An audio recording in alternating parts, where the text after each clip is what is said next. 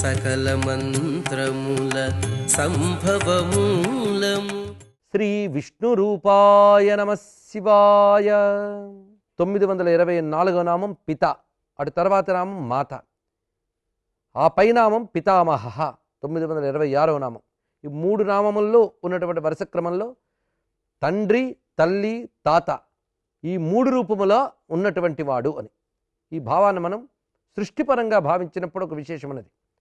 అహం బీజప్రద పిత అని గీతలో పరమాత్మ వచనం. తాసాం బ్రహ్మ మహజ్యోని అహం బీజప్రద పిత. మహత్ అనబడేటువంటి ప్రకృతి అంతా కూడాను కారణస్థానంగా ఉంటే దాని యందు బీజ నిక్షేపము చేసినటువంటి తండ్రి స్థానంలో నేనున్నాను. కనుక తల్లి ప్రకృతి, పరమేశ్వరుడు తండ్రి. ఆయన ఈ సృష్టి బీజములన్నీ ప్రకృతి యందు నిక్షేపం చేసేట. ఇది మనకు శాస్త్రం చెప్తున్న క్రమం. అందుకు సృష్టి బీజములన్నీ తనలో దాచుకుని ఈ ప్రకృతి యందు ఉంచినవాడు పరమాత్మ. అందుకు ఆయన తండ్రి అన్నారు. అయితే ఈ ప్రకృతి రూపంగా వ్యక్తమైనప్పుడు ఆ ఈశ్వర చైతన్యం లేనిది ప్రకృతి నుంచి జగత్ వ్యక్తం కాదు. కనుక అక్కడ ఉన్నది ఈశ్వర చైతన్యమే. కనుక తల్లి కూడా అతడే, తండ్రి అతడే. సృష్టిలో మనకు తల్లి వేరు, తండ్రి వేరు, కానీ విశ్వానికి మాత్రం తల్లి తండ్రి కూడా పరమాత్మే. ఈ సర్వజగత్తుకి అతడే తల్లి తండ్రి వంటివాడు. తండ్రి వలె బీజరూపుడై ఉన్నాడు, తల్లి వలె పెంచి పోషించి కాపాడుతూ ఉన్నాడు. అంతేకాదు పితామహ తర్వాత నామం ఇది 926వ నామం. ఇది నమస్కారంలో పితామహాయ నమః అని చెప్పబడుతున్నది. పితామహ అంటే తాత అని అర్థం. తండ్రికి కూడా తండ్రి అయినవాడు. ఈ మాట ఎందుకు చెప్పారు అన్నప్పుడు తండ్రి, తాత ఈ రెండు చాలా ముఖ్యమైన అంశములు.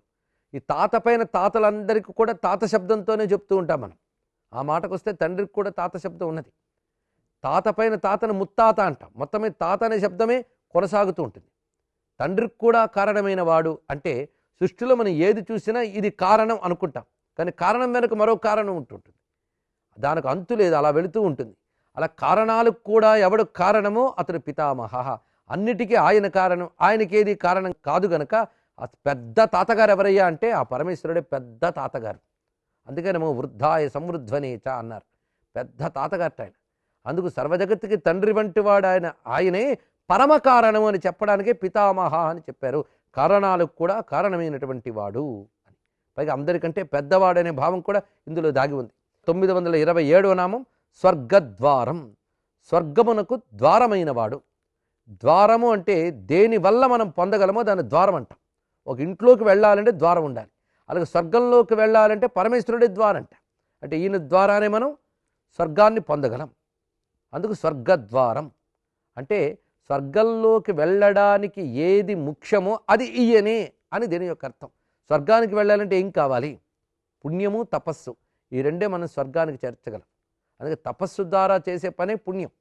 అందుకే తపస్సుకి స్వర్గద్వారం అని పేరు. ఆ తపస్సు రూపంలో ఉన్నటువంటి వాడు అని దీని యొక్క అర్థము.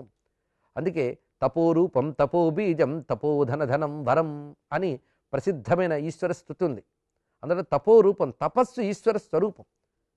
అందుకే ఎవడైతే తపస్సు చేస్తాడో వాడు తప్పకుండా సద్గతిని పొందుతాడు. స్వర్గం పొందాలంటే తపస్సే ఇక్కడ సాధన. అందుకు ఆ తపస్సు రూపంతో ఉన్నటువంటి వాడితడు. కానీ స్వర్గద్వారం అనగా స్వర్గమును కలిగించే తపస్సు రూపముగా ఉన్నటువంటి వాడు. తర్వాత ఇది ప్రజాద్వారం. ప్రజ అనగా సంతానం. సంతానం కలగాలి అంటే ఉండవలసిందేదో అది ఈశ్వర స్వరూపమే. సంతానమునకు ద్వారము వంటి వాడు అంటే సంతానము కలిగించుటకు కారణమైన వాడు అని అర్థం. దేని ద్వారా సంతానాన్ని పొందగలమో అది ఈశ్వర స్వరూపం. దేని ద్వారా పొందగలము సంతానం? రాగము. ఇది చెప్పారు ఇక్కడ. రాగము, అనురాగము. అనురాగమే సంతానానికి హేతు. ఒక దాని ఉంది అటాచ్మెంట్, ఇది సంతానాన్ని కలిగిస్తుంది. సంతానం అంటే కేవలం పిల్లలు మాత్రమే కాదు, తన వల్ల కలిగేది సంతానం అని అర్థం. అలాగే సంతానాలు చాలా చాలా చెప్పారు. మనం తయారు చేసుకుని పెంచుకున్నవన్నీ సంతానాలే. అలాగా ఈ లోకంలో పొందే సుఖాలన్నీ కూడా ప్రజానామంతో ఇక్కడ మనం తెలుసుకోవచ్చు. ప్రజా అనగా లౌకిక సుఖములు, స్వర్గం అనగా పారలౌకిక సుఖములు. పారలౌకిక సుఖాలు పొందాలి అంటే తపస్సు ద్వారా, పుణ్యం ద్వారానే మనం పొందగలం. తపస్సు అంటే తపించేది తపస్సు, కష్టపడి చేసేదే పుణ్యం. మనం తెల్లవారుజామున లేవడం, జపం చేయడం, నీటిలో మునిగి స్నానాలు చేయడం, ఇవన్నీ వరకు సుఖమని చేయరు, పుణ్యమని చేస్తారు. అది తపస్సే. అది ఉపవాసాలు చేస్తాం. ఉపవాసం సుఖమని చేస్తామా? తిండి మానేయడం కష్టమే. కానీ ఉపవాసం అనే తపస్సు వల్ల మనం ఒక సద్గతిని పొందుతూ ఉన్నాం. కనుక సద్గతి పొందడానికి కష్టపడాలి. ఆ కష్టం కలిగేటువంటి లక్షణం తపస్సు అని చెప్తారు. తప్పించకుండా ఏది దొరకదు.